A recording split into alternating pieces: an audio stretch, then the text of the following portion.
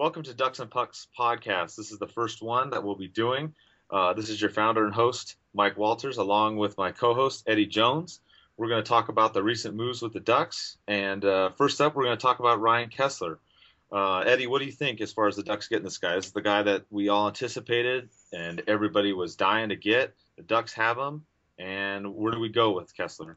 Yeah, I think for what we ended up getting him for, it's not, the offer that was on the table that it was rumored to be before is around Vatanen, Raquel and a first round pick, and it was probably the top 10 pick at the trade deadline. And we waited on him, we got him in the draft, and we got him for arguably a lot better deal. That, some fans are saying is not really favorable in the Ducks way. We gave up Bonino, fan favorite. But I think in the end, Bonino was going to play second line center. And the fact that we give up Spiza, who's kind of worked his way out of the lineup, and the 24th pick, that we don't really need, bringing in a true second line center, it's definitely a good trade for the Ducks. What do you think about his injury history? A couple years back, he had shoulder issues, wrist injuries. I know some people point at that and think, hey, yeah, we got this guy, but, is Kesler a wounded warrior, or do you think he'll be back to the beast mode that he was in? Yeah, I think when you look at his injury history, it's the fact that he almost missed a full season that, the people were worried about 2 years ago. But if you look at his track record, he's mostly played at least 80 games in all of his seasons except for two. So I don't see it being a huge problem with his injuries. If he can come back and he's got less pressure than he did in Vancouver. So, but he's going to be physical, but I think he can stay healthy for most of the season. And if he does, then he can put up at least 50 points. Yeah, and speaking about that, I mean, not only is he going to help on the second line, but he's going to be on the power play unit. Some people are talking about it and just trying to see if he'd be on the first or second line. I mean, either way, he's going to help, but I could see him on the first line taking the center draws. You have Getzlaf on there, Perry on there. Now you got the big three. It's going to help. He led the Vancouver team with 9 power play goals last year. Yeah, I could see. Yeah, it's going to be interesting to see what they do on the power play because Getzlaf, he's struggled in the faceoffs on the power play, and Kesler obviously comes in with a huge upgrade on center. If they decide to start off with Kesler, Getzlaf, and Perry on the same power play, I could see Getzlaf probably centering, being on the point with Kesler centering. Fowler on there with Perry, and then whoever they decide else to put on the wing. And if they decide that doesn't really work out, Kesler will go down to the second line and center the second line power play with Getzlaf on the first one. So I don't really see it being a huge issue. He'll obviously be a spark to the power play. He's coming from a Canucks team last year who he had a lot of pressure on his shoulders. They were the lowest scoring team in the West. So I expect his numbers to rise, and I expect him to spark a power play that really struggled last year. Definitely. And, the Ducks, they not only added Kessler at center, but they went out and got Nate Thompson, which, some people, again, were like, okay, we got this guy. How does he fit in? You've got Getzlaf at the first line center, Kessler on the second line.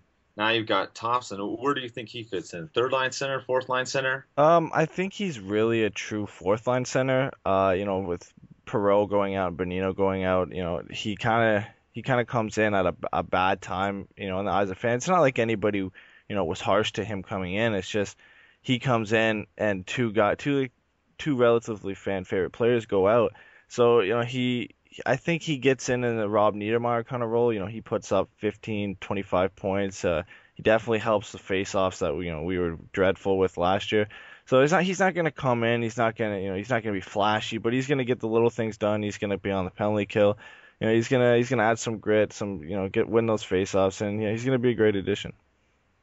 Yeah, and he did pretty well in the faceoffs last year. I mean, he was 50.9% during the regular season, and in that series that they got swept by Montreal, he was 62.5%. So, taking up the faceoff issue, which is why the Kings really won that series against us. They almost won 50 more faceoffs than we did. I mean, I think, putting Kesler and Thompson in the center spot, it's going to make us have a better chance against whoever we play in the playoffs. Yeah. He's gonna come in and replace Bonino, which is a struggle. But I don't really think when Bonino goes to Vancouver, as much as I love Bonino when he was here, I don't think he's gonna put up 50 points again in Vancouver. There's gonna be too much pressure in the system, so he kind of comes in that role we needed. We didn't need to rotate centers continuously. We want guys who are going to be in that role for, the majority of the season, 60 plus games. We don't want to be swapping guys around. We want them set in at a role where they can play that role for the whole season. Definitely. And Bob Murray went out too and got Clayton Stoner as well to add to the defense. And this was another move that some people looked at and go, okay, well, what's the deal with this guy? But if you look at Stoner, he's the Allen 2.0 that some people have talked about.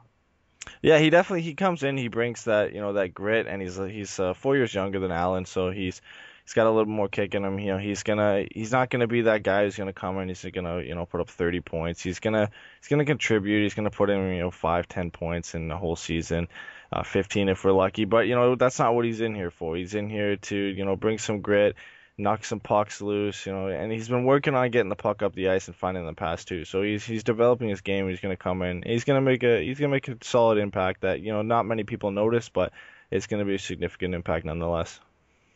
Well, and the other thing that the Ducks have to address is, they have George Peros that's left, and they don't really have, an enforcer. Not saying that Stoner's going to come in and be exactly what Peros is, of course not. But at least you have a guy now on the D that is going to stand up, for the other players if someone takes a run at somebody.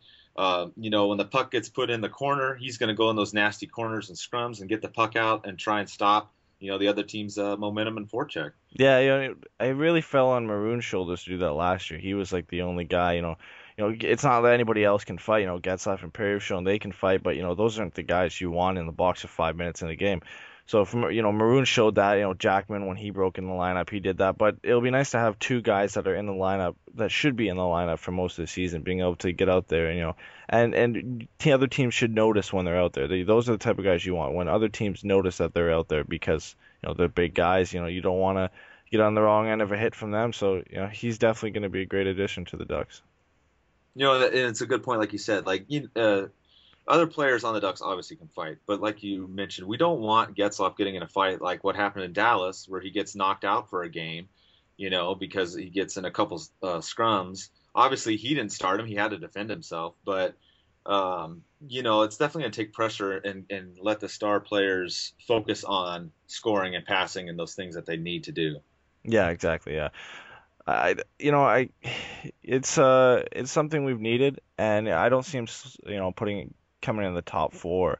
But he'll be a bottom six guy. He'll probably play with Vatanen or Lovejoy, and like you said, it's gonna take a lot of pressure off Getzlaf to get in those physical areas. He's got guys looking out for him now, and it'll be interesting to see how Stoner fits in.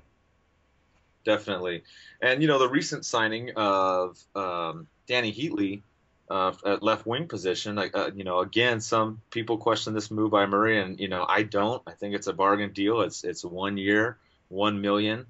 What do you think about Heatley and where he fits in? Yeah, for the prices that people were going for in free agency, I think a two-time 50 goal scorer, former obviously, but getting him for $1 million at 1 year is not even really low risk. It's almost no risk because it's not like we're pressed against the cap, and it's not like I've heard things that he's been controversial in the past. Obviously, Heatley has he hasn't been the best role model, but it's not like I don't see it being a huge problem. And when we can bring in a guy who's only had 170 plus game season without scoring 50 points, and that was last year, and he stays relatively healthy, I don't see how people are saying it's such a bad addition. Heatley kind of brings this trail of controversy with him that I don't really see being a factor. He'll come in, he'll be that veteran guy since Koivu and Solani left, and he could put up 40, 50 points. I don't see why it's such an issue with some fans. Yeah, definitely. I mean, and the other side of it is there's more options. Say Heatley does go on the first line with Perry and Getzlaf, and it doesn't work out. Well, there's still, you can put him on the second line with Kessler or the third or fourth line. I mean, there's still options that can go with that guy, and the Ducks not having many left wingers, it's going to help out. Yeah, and he took a lot of heat for not performing with Parise last year. But you got to give guys some slack sometimes. He's had one really bad season, and Parise is not a true center, and even they're playing technically in the same position. They both like to play in the left wing, and he moved around the lineup And he didn't play with Parise for most of the season. Like, he played with Nino Niederreiter and Charlie Coyle for most of the season, two rookies, you know. So if he comes in and plays with Getzlaf and Perry, you know, I think they should give him a shot on the first line to start. You know, they're familiar with each other from the World Championships. They've played on Team Canada together. I think it'll be a good addition. I think, you know, he'll work well with Getzlaf. Getzlaf is notoriously known for wanting to pass first, and you know, you put two big guys you can shoot on either side of him. I don't see what's wrong with it. Yeah, I agree completely. You know, and then what some of the worries with some of the fans is the youth. You know, Edom, Devontae Smith-Pelly, Ricardo Kell. You know, where do these guys fit in? You know, Solani's retiring. Koivu, we don't know. He could end up in Minnesota with his brother, or he could be retired or somewhere else. We don't know. But we know that, you know, these are some guys that are gone. And some of the fans think, well, Heatley's going to take a spot. So what happens to the young guns on the team? I don't really think Heatley comes in and takes like a lot of people saying he's going to take Edom's spot. He's going to take Devontae Smith-Pelly's spot. You know, I see this move kind of, you know, spells the end, or the, you know, puts to bed the rumors that Raquel's going to take that third line center role. Because if, you know, you put up a lineup, he doesn't really fit in then, unless somebody's being traded. Then that's the only way I could see Raquel fitting in the lineup. Most likely Cogliano's going to go play that third line center role, like he was a center in Edmonton. We've been playing him on the left wing, so I see Raquel, you know, probably dropping to AHL for most of the season, making some appearances here and there with injuries. But you know, Edom's probably going to slot in the lineup. DSP is going to move around the lineup. I see those guys starting in the NHL, and I just see Raquel being the unfortunate one man out. Yeah, I tend to agree with you on that one. It looks like, you know, the center position might be pretty solid. Getzlaf first line, Kessler second, Cogliano going back to his natural position in the third, and Thompson in the fourth line. You know, speaking about the lineups, one of the other questions is who goes on the first line with the Twins? You know, there were so many players last year: Solani, Silverberg, Palmieri, DSP, Bolesky, and I mean, we can go on and on and on about all these players that were on there. But I think, just my preference, I liked DSP on that front line. I mean, he led the team with 5 goals in the playoffs. You know, also Bolesky, even though he got injured, he had 2 goals and 2 assists in the playoffs. So I like both of those guys as options if Heatley isn't the guy for the first line. Yeah, it's really a revolving door on the first line. Like, Uh, it's been Heatley who's been rumored to be in there. You know, Maroon could step in there. He played there last year. Bolesky could play there. But you know, I think the two best options are Heatley and DSP. You know, giving those guys a shot. You know, Bujo's always going to be moving guys around.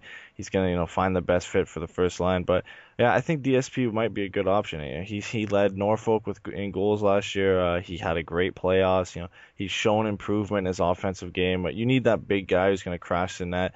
On the first line to play with Getzlaf and Perry. You know, Penner showed that when he played here. He had inflated numbers. You know, Maroon started putting some goals in the net when he crashed the net. So I really see DSP or Heatley starting on the first line, but, you know, I wouldn't be surprised to see Bolesky or Maroon crack that first line as well. Yeah, and you know, if that's the first line, you know, if you throw Heatley on there, Maroon, DSP, Bolesky, whichever one of those 4 that they figure out, I think what you would do then is you'd put probably Maroon on the second line with Kessler and maybe Heatley if you go with, say, DSP or Bolesky on that first line. Yeah, yeah. I think, you know, Palmieri might be a surprise on the second line too. I could see him really fitting with Kessler, for Silverberg thrown around, although I could really see Silverberg on the third line. But yeah, I think you know, Kessler it's going to be kind of similar to the first line. You want some guys with size who have a scoring touch. So yeah, definitely putting Heatley if DSP makes that first line with Kessler on there, maybe with you know, Palmieri, Silverberg on the other side. But yeah, that's why I really think the second line's going to have some more size to you know, complement the first line. Definitely. And then you know, for me, I think you drop down on the fourth line. You got Thompson on there, and I think whoever you're not going to put on those first 2 lines, then you would just default down to the fourth line, whether it's Bolesky and Edom maybe, or Bolesky and Palmieri, something like that. We've seen some of those kind of combinations last year. Yeah, somebody's gonna have to take the hit for sure because I see Nate Thompson, probably Matt Bolesky gonna be on that fourth line. You know, they're good grinding guys. And then I really think, you know, if DSP doesn't pan out, he might be dropping to that fourth line. He's a guy with size, or even Palmieri. Palmieri's found time on the fourth line, you know, in his years in Anaheim. So, you know, it's gonna be one of those guys who probably gets down there. Maybe Emerson Edom if if he doesn't do too well on the third line. But yeah, it's going to be one of those right wing guys who gets put down there. I really see Bolesky and Thompson being the mainstays on the fourth line for most of the year. But I Mhm. wouldn't be surprised to see Jackman maybe come up during injury, play that fourth line. But yeah, it's definitely Nate Thompson, Bolesky are going to be the mainstays down there. All right, talking about all the lineups, we're going through as far as the forwards and the centers, but we also got to figure out what's going on with the goalie position. I mean, obviously, we trade Victor Foss, we get 2 draft picks.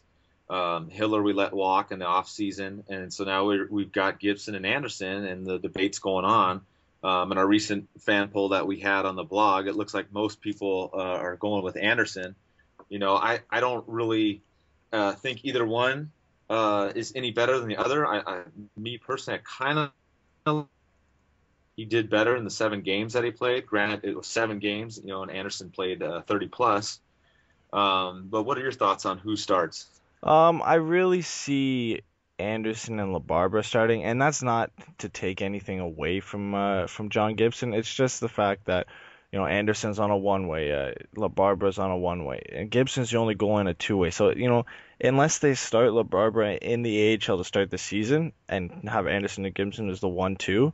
But then you got the problems is if one of them goes down, you got to bring LaBarbera up from the AHL. He's got to go through waivers. If somebody actually decides to sign him, you've got a hole in that goalie spot. Then Bobkov's got to come up. I really don't see Gibson starting in the NHL as much as I'd like to see him start. I see Anderson being the number one, LaBarbera being number two, and Gibson having another year in the AHL. And then once LaBarbera moves on at the end of the season, then Gibson comes up next season. He starts in the NHL. But yeah, I don't really see as much as I'd love to Gibson starting in the NHL. It's most likely going to be Anderson. And what do you think about Anderson as far as his knee injury? Remember, he had that in Game 3 against the Kings. He went out.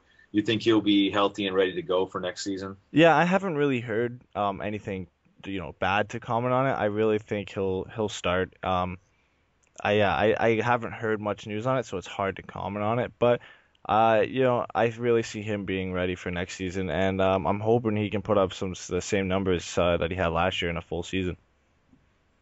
Definitely, definitely. I hope he's healthy on the offseason and he should be good to go.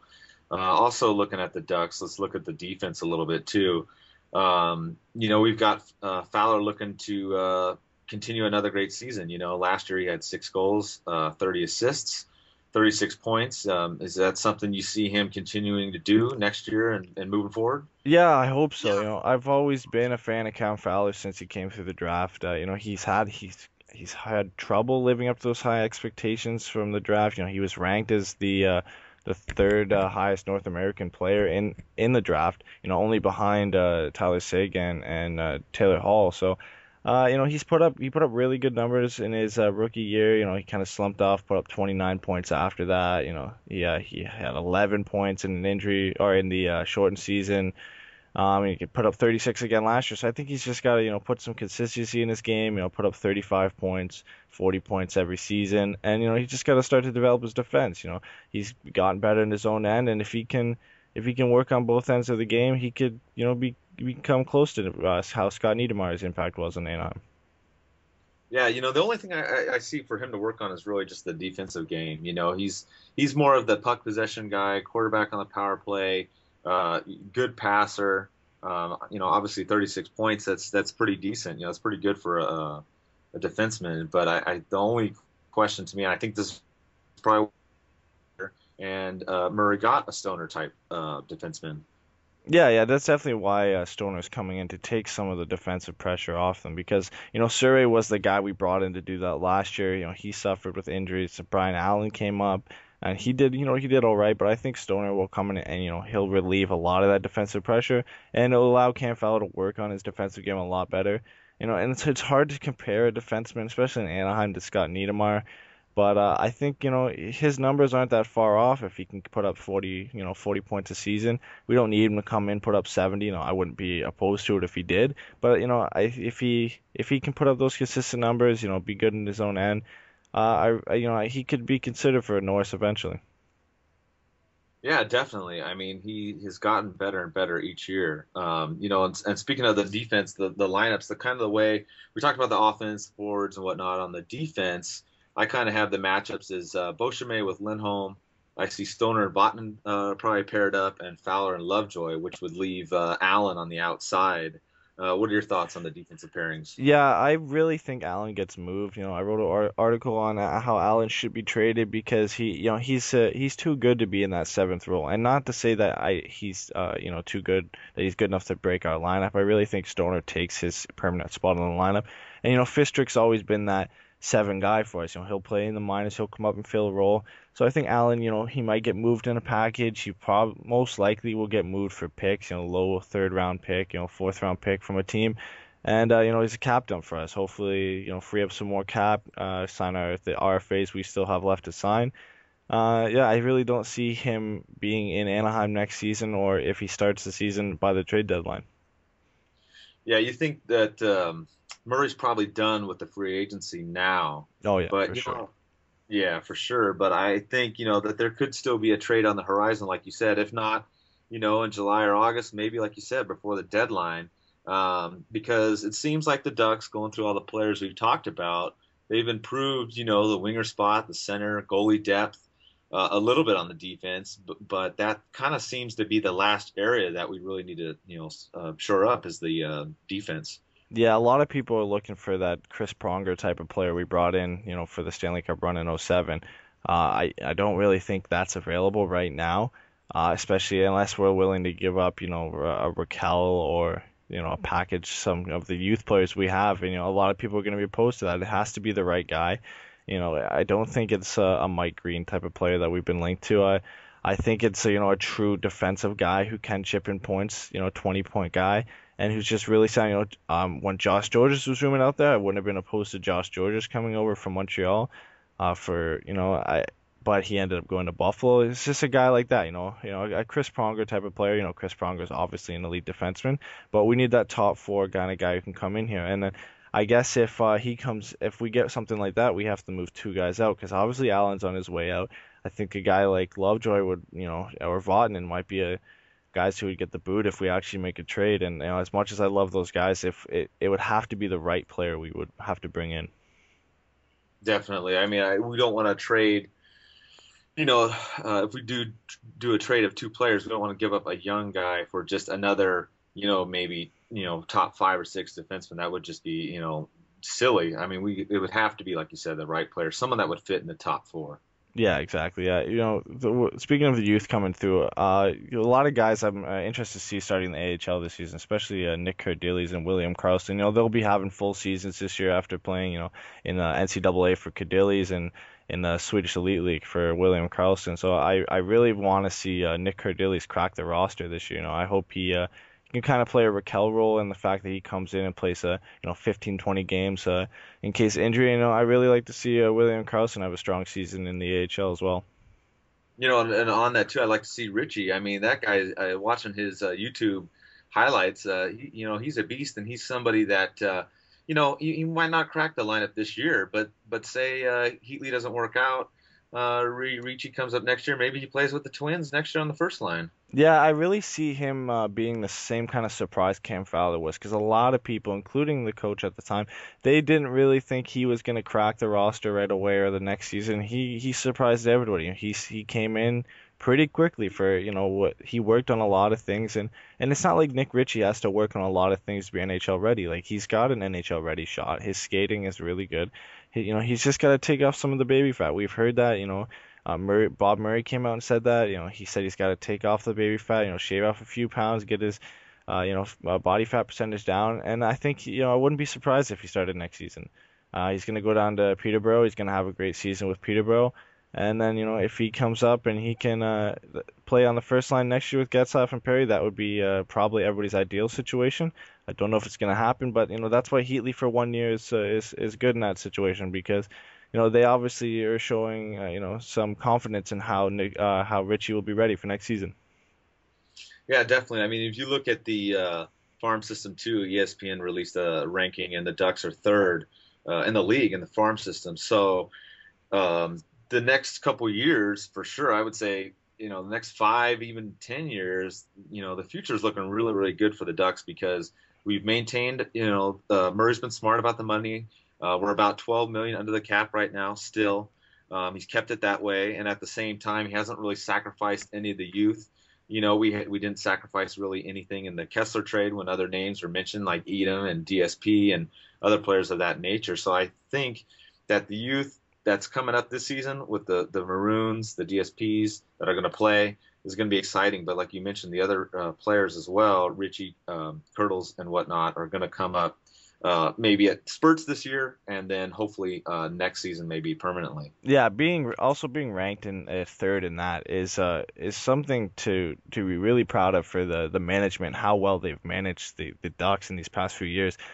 Being a contender and having that high ranked farm system.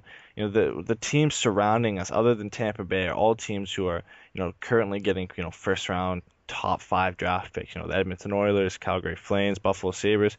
To be a contender and be ranked among that is a testament to how well the Ducks management has done in this past few years.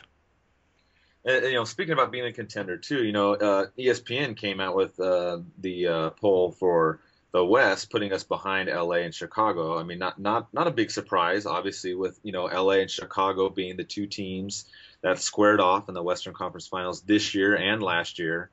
And the big deal, obviously, coming out of Chicago, they signed Kane and Taves, 8 years each, 84 million each. So they're going to be there a while in Chicago, and then obviously the Kings with their centers, Kopitar, Richards.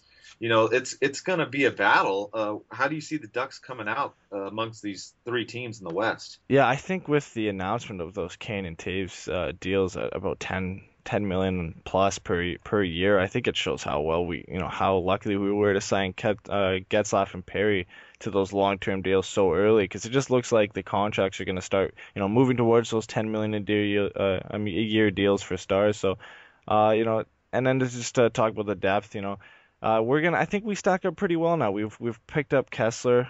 We've got that 1-2 punch now, like a lot of teams have. The Colorado Avalanche, they have, if they sign Ryan O'Reilly, they got Matt Duchene, Nathan MacKinnon. The Blues got Backus, Berglund, Stastny now. Sharks have always had, Thornton, Pavelski, Couture. LA, obviously, that they showed their depth in the playoffs with Kopitar, Carter, and Richards. So, I think we're among that now. You just see a lot of teams, building that depth in the center position. Spezza went to Dallas. They've got Spezza and Seguin. So I really think that's how you build a championship. You have depth on the center, and you have quality goaltending. And I think the Ducks are in a great position in that way. You think the Ducks make it to the Western Conference, or do you think they go all the way to the Stanley Cup next year? It's going to be tough because of the new playoff system. We're going to have to play Pacific teams in the first round, and arguably those are the best three teams in the West. If you put Chicago in that question too, we're going to play most likely maybe a Dallas again in the first round, depending if we finish first in the West. San Jose, possibly LA. Second round we might play Chicago. Then we got to play another top team in the Western Conference Finals. But I think we've improved enough that I think we can do it. We've put up, we learned from our mistakes in that LA series. We brought in guys who we think we, can fill our needs. We've lost a couple guys in Perreault and Bonino who did well for us last season, but I think we added size down the middle, which we needed. And I think we can, stack up, and I think we make the Stanley Cup Finals. And I'm really confident whoever we play in the Eastern Conference, they've got enough, ability to beat anybody in the Eastern Conference. Yeah, the Ducks definitely moved to the Western Conference this year with all the additions.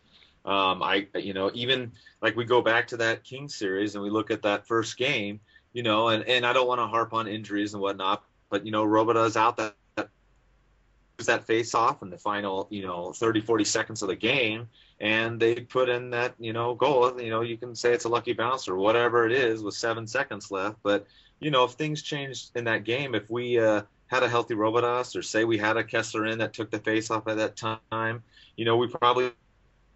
And it's a close series. I'm not saying that we would have won the series automatically after that, but I think our chances would have been very, very good, and we go on to play Chicago and possibly beat them and go to the Cup. So I think we were so close last year that all these moves we made this year have really catapulted us forward, and I think the Ducks can definitely get to the Stanley Cup. And I think if top center via some kind of a trade like we talked about in the next 3 months, I really think the Ducks will be the team to beat in the West. Yeah, a lot of people, you look at the power rankings last year, Anaheim was ranked, third for most of the season. They, popped around, but we were first in the West for most of the season. We finished first in the West. We had a huge win streak for, that home win streak we had, and I don't really see how, they put the Ducks below some of these teams. I get LA is a good team. They won the Stanley Cup. I get Chicago's a good team. But you can't forget, Anaheim clinched the Western Conference last year by 4 points. I don't, we kind of fly under the radar. I guess that's a good thing, but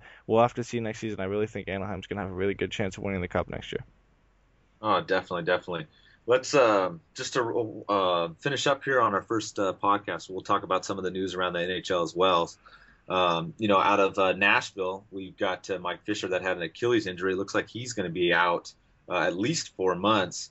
So that's going to be a devastating injury to Nashville. Yeah, it's a team that really needs, that center, depth, but they don't really have that now. And, they've always needed a first line center. There was rumors they went after Spezza. It didn't really work out. Spezza didn't want to go there. And now Mike Fisher going down just, adds to that. And, I've heard, Joe Thornton might be a good addition for them. If there's been rumors he wants a move out of San Jose, he's always wanted that, low pressure situation. When he moved to San Jose from Boston, it was a low pressure situation. He might be looking for a move to Nashville now. That's the situation in Nashville, and he'd be a good fit there with James Neal coming in. But yeah, it's definitely a devastating injury for the Predators. You mentioned Neal and the Pittsburgh Penguins, and the latest news out of Pittsburgh is that Sidney Crosby hurt his wrist this past week, and they've been kind of hush-hush about it. They haven't really said if he's going to have surgery or not. What do you think? You think he has surgery? You think he's going to miss a lot of time, or is it just some kind of a minor injury? I think it's really minor. Even if he does have surgery, there's enough time before the season that he should be back. It's not a major surgery. You could really see it though in the playoffs last year. He took a lot of flack from not just Pittsburgh fans. A lot of analysts out there were criticizing how he was playing in the playoffs, and he kind of did look off. But even if it wasn't affecting him then, I don't really think it's going to be an issue going into the season. He still finished with 104 points in the regular season, which was miles ahead of anybody else. So I really don't think it's going to be anything serious, and I definitely think he's in the starting lineup opening day for Pittsburgh. Definitely, definitely. We'll just wind up a little bit here. If people haven't heard, Brian Murray came down with cancer. We don't know what type. He's the current GM with the Ottawa Senators. They're kind of keeping things under the radar, which, you have to respect. But, we talk about Bob Murray and all the things that he's done for the Ducks currently. But some of the younger fans and newer Ducks fans forget about, Brian Murray. He was the coach of the Ducks back in 2001, 2002. He was the GM 2002 to 2004. And people forget, in 2003, the Ducks almost won it. We were one game away under Brian Murray. Yeah, he's the guy who's he's set up, arguably the core of the Ducks right now. He was the one who drafted Getzlaf. He was the one who traded for the first round pick that we drafted Corey Perry with. He's been looked on in a bad light since he's gone to Ottawa, and it's not really his fault. He's lost to Alfredsson because Alfredsson wanted to win a cup. He's lost Jason Spezza recently because Jason Spezza wanted out. Those are really things you can't deal with when you're a GM. They're not your fault in a way. So he's got Erik Karlsson. He's got a good staff there in Ottawa, and I think he should be remembered for what a great job he's done. He's a great GM. Definitely, definitely. And from myself, and I know you and everybody else at Ducks and the Pucks, we send our thoughts and wishes to Brian Murray, his family, and the Ottawa Senators organization. This is going to wrap up our first podcast. Stay tuned. The next following podcast, we're going to take questions from our fans and have answers for you. We'll be doing that probably on a weekly basis. Thank you for listening. The Anaheim Ducks are the Stanley Cup champions.